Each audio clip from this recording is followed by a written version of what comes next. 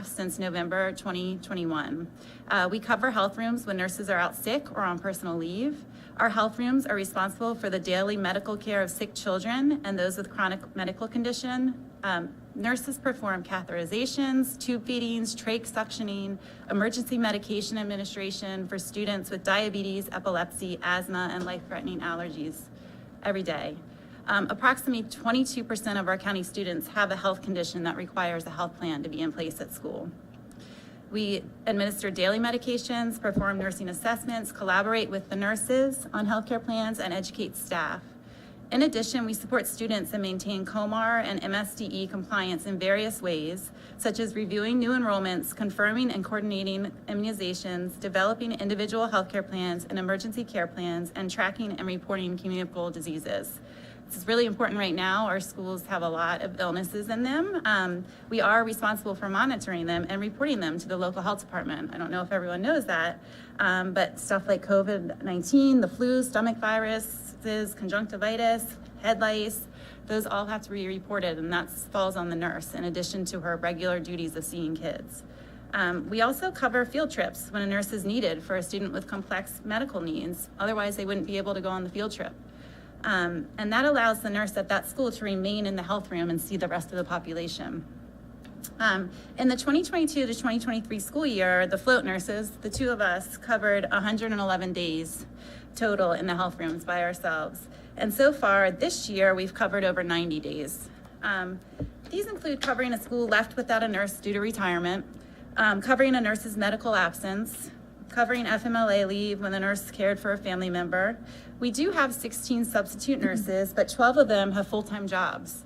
3 are retired and can only work a limited number of hours each month. 1 is a substitute for another county and can't work very often. And 1 is not even going to continue because she's never been hired.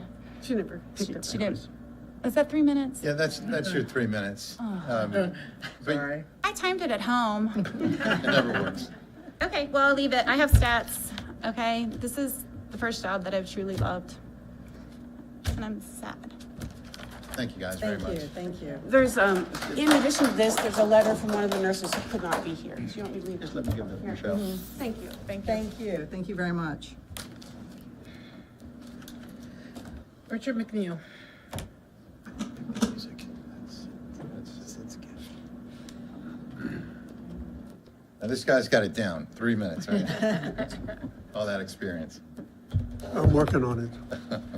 Good evening, Richard McNeil, and here to make a couple of comments from the retirement group and personally. Again, I want to say congratulations to the drama departments because I had opportunity to see both of them this past weekend. Phenomenal, you know, just the talent and the skills, not only for what's up there, but all the background, you know, all the sets and all that kind of stuff, moving it around and, you know, got a little bit of taste of that when I was the principal out there with just some wonderful talent though, and voices are just great. So I appreciate that. And I don't think our community understands the talent. We don't have theaters, movie theaters in Queen Anne's County, but we have skilled students who can entertain for reasonable price. So go out if you haven't seen it. Those of you listening to wherever. They also want to just recognize the fact that I heard where we had 2 schools are identified as purple schools for, and I think that's again a tribute to the programs that we try to pertain to everything on that part. I know that the budget is a tough time. I encourage you as you go forward with this that programs that benefit students in the classroom, but especially beyond, the mental health of our students is very important. And you read a lot of studies about what's been going on around the nation in terms of mental health of students, even going down to the elementary program. So hopefully that's in your thinking as you go forward. And as you meet with the county commissioners, which I'm sure you already have, but as you move forward with them, I hope they keep in mind the importance of supporting our students in the classroom and beyond that. Our retirement group is meeting next Wednesday. We're looking forward to that. Our numbers who are coming out for luncheons are increasing, and just it's almost a big social event. This particular one is our annual report. We are required to give an annual report, so we'll do that, have good food, and have some fun along the way also. We are also in the process of encouraging students who are going into the field of education to apply for our scholarships. So anybody listening out there, if you know of a senior who's going into that, I'm going to be meeting with the teachers who teach the teacher academy program. I get that mixed up, sorry. We'll be meeting with them to encourage students to apply for that, and because we've only had like 5 or 6 from both high schools over the last couple of years, and I know there's more students out there. So we're getting ready to get that going. So I am finished. Thank you. Thank you. Thank you. Good timing. I feel like the person that usually did this played a practical joke on the music. Sharon Rhodes.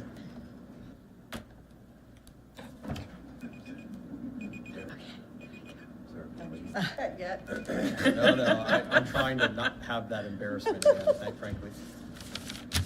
Dr. Salins, board members, hi, I'm Sharon Rhodes. I'm Queen Anne's County High School's nurse. I have a few things to support, maybe your decision on changing this to a budget position. Ready? I'm here tonight to urge the Board of Education to reconsider the potential decision in cutting the grant funding that supports the vital float nurse position within our school district.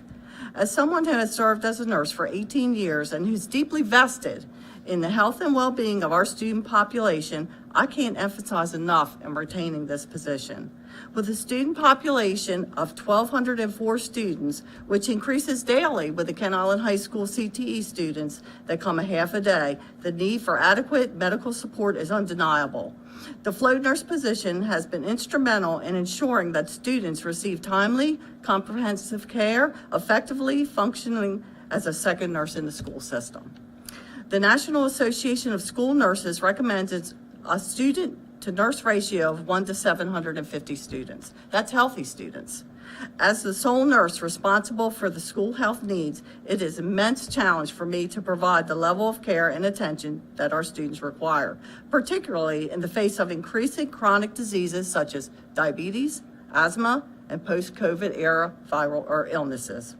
The float nurse position has proven invaluable in addressing these challenges. The presence allows for quicker identification, response to potential emergencies, improved efficiency in communicating with teachers regarding the students' health issues, enhanced safety during emergencies that require simultaneous attention at 2 ends of a school. Moreover, the float nurses serves as a crucial backup in the absence of a regular nursing staff. Unlike the PRN subs, they're not always available due to their other jobs and dedications someplace else. These professionals are, in a moment, able to go to another school professionally, ensuring the schools are not left without medical support, which is vulnerable and can be held for liability. Terminating this position due to grant funding constraints would not only jeopardize the health and safety of our students, but also undermine the effectiveness of our entire school health program. The float nurses, they're familiar with all the students. They do every school in this county. They are confident in managing the most fragile students, and their availability during emergencies are irreplaceable assets that we cannot afford to lose. I implore the Board of Education to please look at this position and decide whether, the position is worth moving to the budget instead of a grant position. By doing so, we demonstrate our commitment to providing quality and support to every student in this district. Thank you for your time. Thank you. I'm going to leave this here because Sure, absolutely. You can give it to Dr. Kibler if you'd like. Okay. And I'll make sure to make Before- copies for the board. Sure. Before we move on, I'm assuming, is everyone else going to be speaking on the same topic in the was row the there? last. She was the last person on Oh, the okay, list. all right. I'm sorry for my flubs. Oh, no, it was wonderful. You did great. Thank you. That's why I'm going to leave it so you can read it. Thank you. Okay. Oh, that was We're it? done. No, there's, unless somebody else All right. didn't sign up. Okay, information items. First up is our clay target team. Good evening, everyone. Good evening. Thank you for giving me the time. I've spoken in front of you guys a bunch of times. I hope you're not getting tired of me yet. A couple things I wanted to talk about. One, I know the email that I sent. Oh, yes, I'm sorry, your name and for the record. I'm sorry. Sean Connolly, head coach of the Kent Island Clay Target team. I live in Chester. I know you, many of you responded to my email, and I hope everybody read it. I have two things I wanted to cover. The first is a little bit of I guess a celebration and pump up of the team. Let you guys know, we made a national publication, and I got copies for everybody. Thank you. Pool magazine is issued by the league. Goes out to 36,000 students around the country in 37 states. And they interviewed myself and a couple of the students. I thought it was very cool to see our spotlight. So I guess on to the main business while I'm here. Asking again to extend the limit, the student limit on the team. I know last year this was brought about again, and Mr. Smith, you had said that other sports teams at the schools do have limits, and you're correct, they do. But those limits are usually based on a reason, either funding, transportation, the nature of the sport. None of those items that limits those teams apply to us. We're self-funded. We provide all the equipment. We participate at a private facility. We provide all the insurances, all the transportation, all the sponsorships. All the coaches are volunteers. So there are other teams that are unlimited, and it's nature of that sport, like football. They need a lot of students to field a quality product. So they need a lot of those students. I'm just trying to provide this sport to as many as I can. So last time I spoke, I was asking a favor because it's really hard on me to try to tell students that are interested that they don't have they can't participate because there's no spot.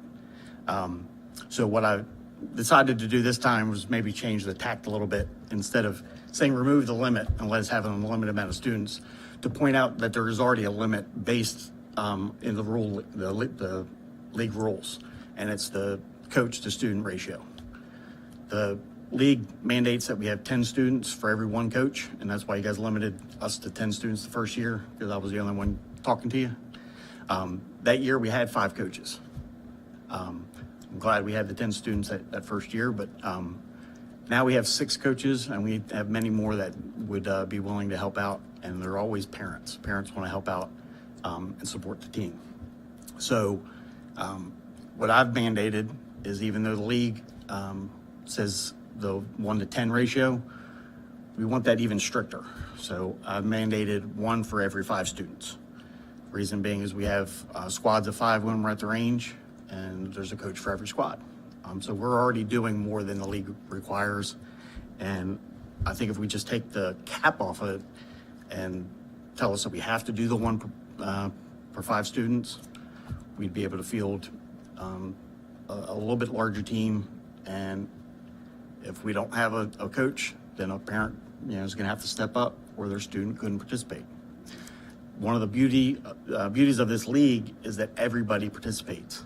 That's why I don't want to do a tryout necessarily and get the most skilled students the spots, because then it's just like every other sport. Then the kids that don't participate in anything, that aren't really athletic in other sports, they're going to miss out on an opportunity.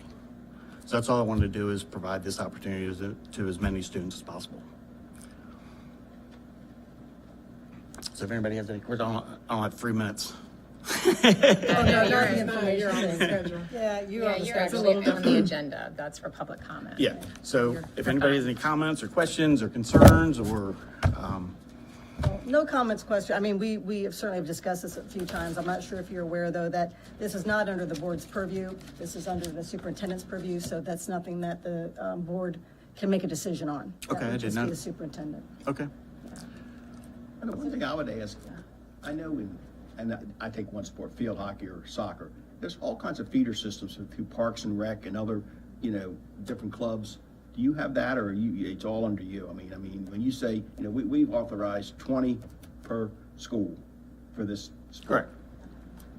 Are there feeder clubs where these kids can participate and maybe Well, not be on this team, but still We participate? tackled that when we first started. There are 4-H, they can go to 4-H and they can participate. There's also private leagues that they can attend and participate in the sport. But they don't have that sense of community and being a part of the school. That's the whole, one of the reasons of being a part of a school sports program. You get to wear the uniform, you get to be a part of something. And everybody knows that's involved with the education.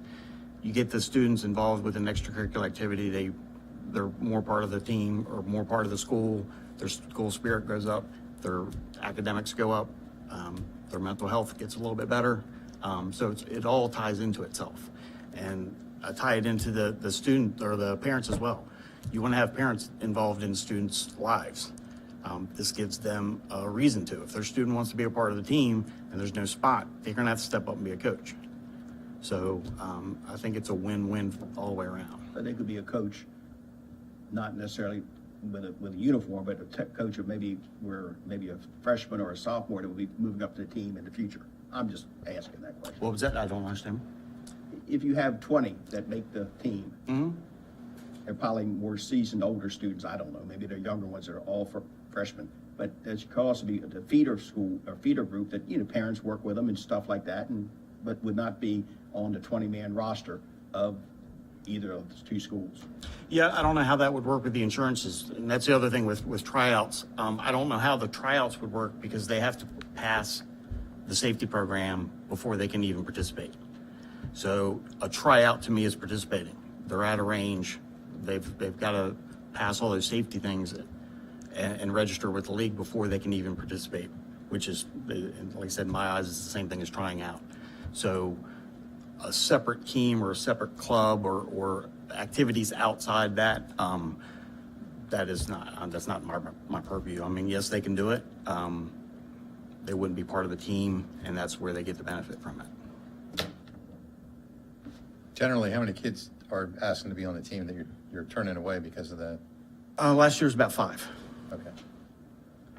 So not a lot, but at the same time, I don't attend the recruiting that they just had spring sports. I didn't attend because I don't want to recruit a bunch of kids that I can't have on the team. Sure. I'm not asking for any more. I'm not looking for any more. And there's several that aren't eligible. Also, eligibility kicked us a little bit last year. There's a couple kids that didn't have their grades up, but they didn't have those spots. So if their spots were there, maybe they would have tried a little bit harder in school so they could have been on the team. Is that 5 per high school on average, or just 5 kids? I'm not sure about Queen Anne's. I think they're probably in the same boat. I think Nathan told me the same thing, is they're not really recruiting. They're full. So, Okay. we've done everything by word of mouth and Facebook. Fantastic. That's where we're getting our spots from. So. So first of all, I just want to say thank you.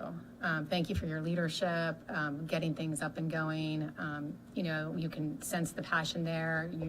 We're the only school district public in the state of Maryland that provides this opportunity for students. Also, President Bennett mentioned scholarship opportunities for kids. So just thank you for being, that advocate for this programming to start. At this time, we won't be expanding, and there's a couple reasons why. And I'd like to just share some information from MABE, which is our Maryland Association for Boards of Education. They are the ones who insure us as a school district, along with 17 other Maryland districts. So Talbot County, as you probably well know, has started to pursue and looking at expanding. Again, we've asked about expansion as well. What does it look like? What does it sound like? How does it impact us? And they just received an attorney's opinion to caution an expansion because although you're insured and completely self-sufficient, because they're affiliated with the school district, it exposes us to potential risk and litigation. So they had a meeting on February 21st where they talked about this in great length. They identified some of their key concerns, and they will be meeting again in April over the MABE conference, which is April 24th through the 26th. And they'll be looking at should they be revising the casualty scope Should they be amending that scope, or should they be creating additional premium contributions? So right now, any firearms that are in our school district, which obviously we have school resource officers who are funded through the sheriff's department, but we actually have to pay an increased premium for them to be in our schools because of that firearm risk. So I don't know what the end result will be of that. But if it is an increase in premiums, then we don't know what they will be. We need to think about and talk about that. But it's really for those reasons that at this point, we just are gonna kind of be at a stay. Okay. I think we're very blessed and very lucky that we've had this opportunity in the district. Again, and that we're the only ones, and that everybody's looking at us very envious that a lot of them want their students to have the opportunity. But I think also we need to just be plain grateful. Like, let's just be very thankful. We do have some, 40 spots for students. It's great to have a waiting list in an aspect. It makes students just want it that much more. And I just think, we do have limitations. Football is not, you might think football is completely open, but we only have so many jerseys and so many helmets to participate.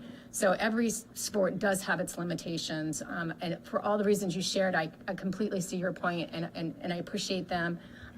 But for these reasons, we're going to wait to see how this all unfolds with our, Okay, I understand. if we were to have a catastrophic event, even if we were we paid higher premiums, but we had a catastrophic event, we would be impacting 17 other districts. And so we really have to weigh that out, and we don't want to be kicked out of the consortium there because we're too high of risk. So that's something we just have to weigh out. But I wish you and your team the best of luck for your season. I look forward to your continued progress, and I look forward to more students having an opportunity to get some scholarships and do great things. I thank you. I understand, and I do thank you all for allowing us to be in existence. I'm working with the parents in Talbot and another one in Dorchester. So that was my goal all along, was to bring this to other students. So thank you for your time. Thank you. Thank And- you Yeah, very good much. job, Sean. We Yeah, really thank you. appreciate We it. do really Otherwise, we appreciate back you guys up 100%, Yeah, as you know. I'll be back. And, I'm gonna come back. That's fine. Okay, pass these down? Yeah, Oh, yeah, absolutely. please. Can get one to Sid, but he's not here. So. I'll take one for him. You don't need one. Don't you? Okay, fine.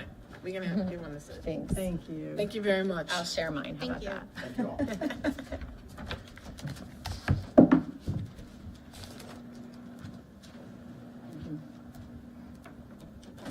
Dr. Sprinkle, yeah, sure, already there. Good evening, President Bennett, Dr. Salins, board members, executive team members. For the record, I am Marcia Sprinkle, the Assistant Superintendent. Tonight, I bring before you 3 policies for revision for the first read and to be posted. The first policy is Policy 609, County-Owned Textbooks and Materials. Any questions? I had a quick question. Yes. It was talking about book covers are to be used when they are provided. Do we provide book covers? Sometimes we do when they're donated. Yeah, it's funny because before COVID, we used to have ones that were all sponsored by different businesses, Yes. and they would just drop off, a By significant amount to the partners and schools. community members. And since COVID, we haven't done that, so it's probably something we need to get back to be able to protect them as much as So that's why we're possible. gonna keep it in, is because I was Yeah, it's I'd like, I really know like we to used to get- draw them on paper. Paper bags, yeah. Okay. Yeah, yeah. And the other thing was, the loaning of equipment should not be a general practice. Does it happen? Do we loan, what type of material do we loan out? Well, of course, we have the Equipment. laptops that we actually loan students, and there will be times when things have to be loaned, but they have to be at the discretion of the principal because we want those items and supplies returned. But it's not a general practice that we loan other things outside of those, like the laptops and technology pieces. Thank you. Thanks. Any other questions about that one? Okay. The next policy is 618, field trips. I just had one question about where it says, the number of chaperones determined by the central office. I mean, do you guys all get together, or is that just a special person at the central office? Like, who determines who's Well, that is chaperoning? a process, and what happens typically is we have our supervisors take a look at that, as well as the assistant superintendent. Okay. And we try to make sure that the student-teacher ratio equals out. Like for primary students and elementary students in lower grades, we'd like more chaperones. And then in middle school, we kind of like increase it a little bit. And then in high school, Okay. the same numbers, but we also like to look, also at males, females. We like to look at Yeah, no, I get all that. It was just weird. It said determined by the central office as if Yeah, so we have to, Sodexo is getting together and talking, everybody in everybody's central office. Like, what? no, it's an approval process through our field trip system, which is Travel Trackers. And with Travel Trackers, it goes through our supervisors first, and then it actually comes to me or the assistant superintendent. So we take a look at all of that just to make sure that, there's enough supervision for our students. Thank you. If there are no questions, the final policy is 628, overnight field trips. Any questions? All right. It was pretty easy. Well, Yeah, thank thank you. you very much, Dr. Sprinkle. Thank you. Okay, they're all ahead of me here. Mr. Berklos is next for policy 106. Good evening, President Bennett, Vice President Bent, board members, executive team, Dr. Salins. This evening, I have the second read for policy 106, the naming or renaming of public schools and school facilities. From the first read, we have not received any public comment. Any questions? All right. Thank you very much. Very good. Thank you. Mr. Murdoch. Dean, President Bennett, board members, executive team, Dr. Salem. We're here for the second read of policy 250, the drug and alcohol policy. There's been no public comment made at this point. Any questions? Questions? State and federal mandated. Yeah. Yep, we're all covered. All right. All right. Well, thank you very much. Thank you. Thanks, Mr. Murdoch. Dr. Knoll. Putting them up and putting them down. Keep going.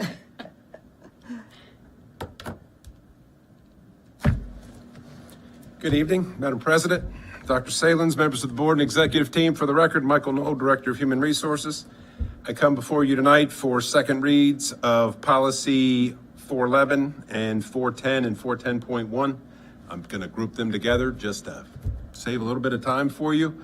They have both been posted for a month, no public comments. Open for any questions. Anything. All right. Thank you very much. Wow, nice job, Dr. Dr. Kibler. Let's see if we can top that. I know, right?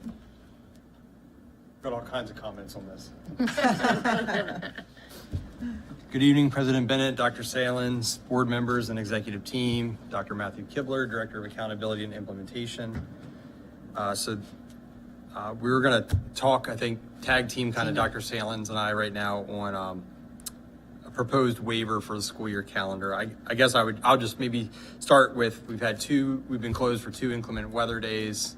Right now, we made one of those days up on President's Day, and then we still had 2 days built into the school calendar. So we're not asking to vote on the end of the school year yet, but as of right now, and that's probably where I'll kick it, our last day of school right now looks like it would be, last student day would be on Monday, June 10th. So the discussion point that I wanted to bring to the board is that to bring students back on a half day on a Monday is not really very efficient or effective as we kick off into summer mode. So I wanted to see the appetite of the board if they would like me to pursue a waiver of 180 days, and that is allowable in COMAR. As the board, we can ask for a waiver of the 180 days to go 179 days because bringing kids back on a Monday isn't really efficient or effective. I'm happy to do so. I don't know whether it would be approved or not approved, but I think that in my recommendation would be that I think we should move that direction. The worst case scenario is they say no. Right. Now, I just want to also make that very clear that that would be a waiver of the student day, not a waiver of the contractual responsibility of teachers, which is 189 days. So teachers would be able to use that time to be able to, close out essentially for the school year, and maybe even in some aspects gear up and thinking ahead for the opening of the following school year. So I just wanted to get where the board might feel they want to move. Yes, Dr. I was just Campbell. going to say the other, we've got the 180-day requirement and then 1,080 hours. So we still are meeting the 1,080-hour requirement. So it would only be the days. So I think that if you all would move in this direction when we craft a letter, we want to make sure that we're hitting the hour piece. Thank you. I did leave that part out. We definitely meet the hour requirement. It would just be a waiver of that actual day. Well, it doesn't seem very efficient to bring the Half a students day. back in for half a day on a Monday in June. I imagine the absentee might push a few over into chronic, I'm not sure. Sure, that's true, that's a good You're not point. kidding. I know our buses wouldn't run if our students aren't there, but they still gonna get paid because they're on a 180-day contract. So Correct. it's not gonna affect the contract, No, except they'll get a day off. exactly. I'm sure they'll appreciate it. I mean, so they're getting an early day on the 7th anyway. Maybe they'll get Mr. Murdoch a And cake we or would, something. if Well, we they would have a half day on that Friday, and that's if, And I mean, I want to be. It's in here now. Yes, So they have a half they have day a on half that day Friday. That would be their official last day if the waiver was accepted. Okay. Yeah, and go ahead, Dr. Kibler. We would have to, if we did that, they would just change like the one day of the high school exams would have to get pulled Pull back. it back. I don't think we would change to make that a half day, but they would have to pull the exam day back. Gotcha. Everybody hear that? One less day of studying. So, so I Just kidding. just lost my train of thought. Sorry. I apologize. That's okay. So you're getting a feel for the board, how we feel about that? Yes, but I had, Thank yeah. you. Okay, just trying to refresh. Yeah, I I'm know how it sorry. goes. It'll come back to me. Hold on. Half day, Everybody's school have exams. Any issues with it? No, I think we I should. think we can go. Go ahead. Well, I was going to say, like, we're not voting on the last day of school because I Right. think we still have some potential where we could have some weather. So I don't want to get out too far ahead of us, but if we go ahead and ask for the waiver and we know yes or no, then when you do set the last day, if it falls on that Monday, then you already have that approval or not. Yeah, there you go. Okay. Sounds good to me. Second. I know we're not voting, but I agree. get consensus on that. Yep. All right, thank you. Yeah, well planned out. Sure, thanks. All right. He's still on the hot seat. We're always thinking. Yes. I'm up. Yes, Are you you ready? are. You ready? Yes, Sorry. we are ready for Doing you. an official transition. So the next was just the detail and summary budget category reports. If anybody has questions, I had a couple on just on the detail expenditure. So we're already, so the other, I'm sorry, what are the furniture and equipment? So we're over almost 60,000, is that right? What number are you on? We're on, category 5, the third one, furniture and equipment.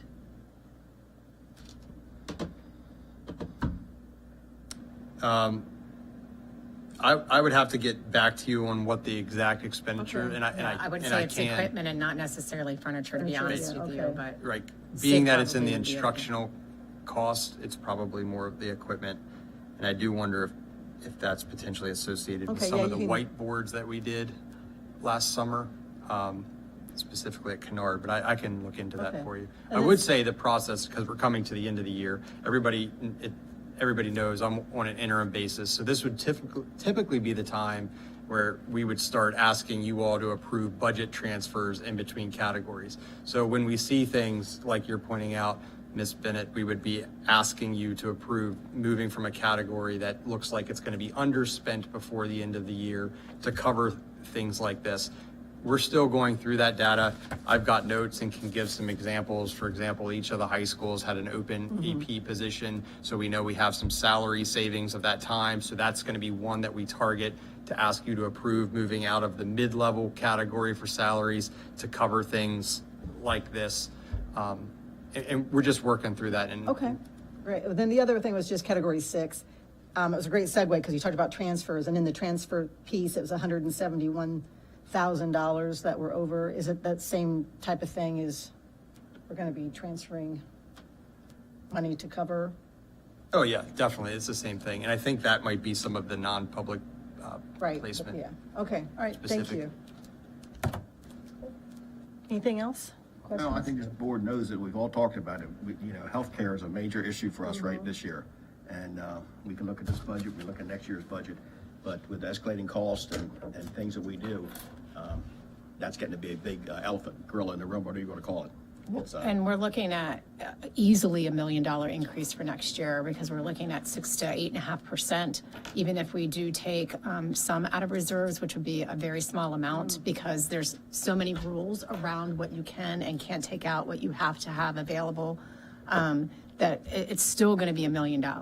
It's likely going to be just over $1 million, but it's definitely going to be $1 million. So as we look at $14.6 million that we're spending this year, again, next year, it'll be at least 15.6 when we million. look at this budget, we can look at a lot of things.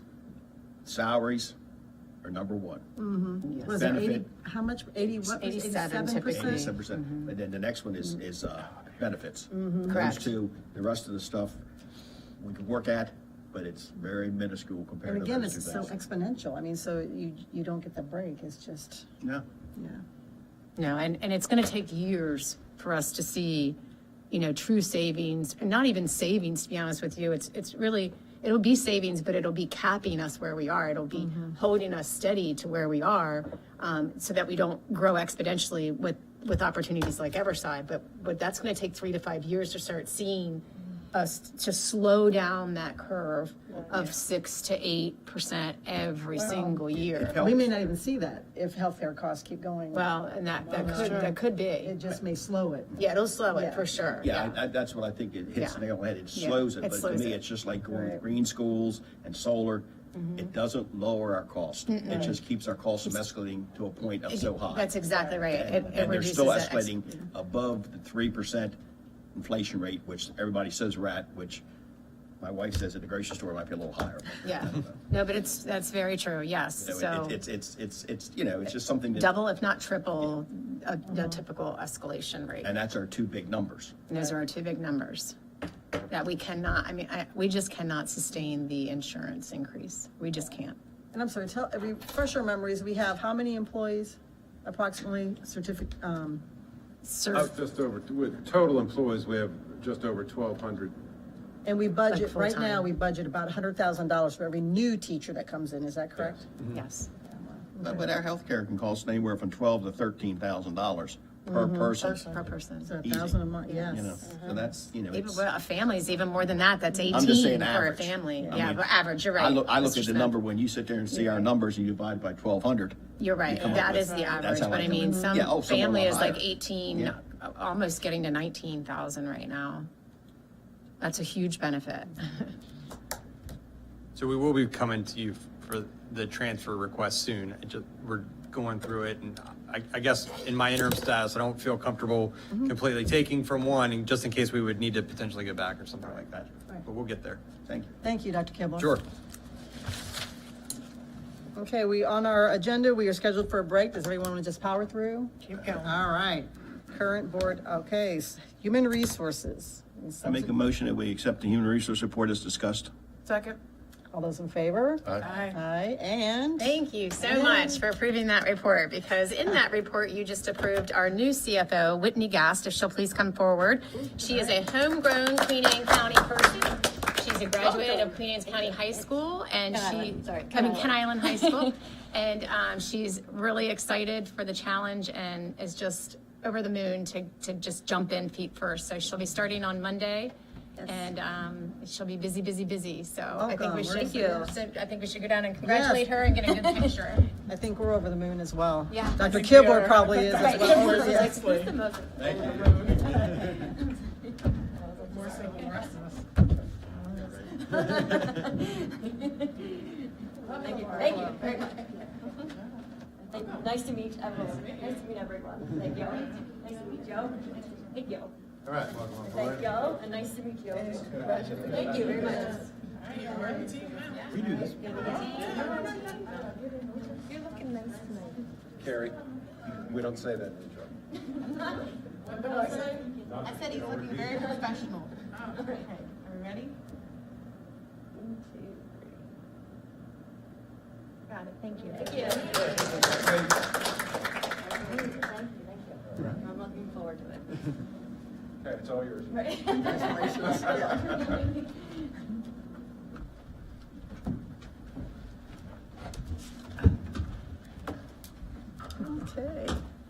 Is there anyone else, public comment? No one else, okay. Future meetings and events. So March 20th is our next work session at 5 PM. And then we're slated for April 10th, I'm assuming because we have Easter break or spring Yes, break. yep, that's 6 exactly PM right. board meeting. Is everybody okay? Got that? Okay. Can I get a motion to adjourn? So moved. Second. All those in favor? Aye. Thank you very much.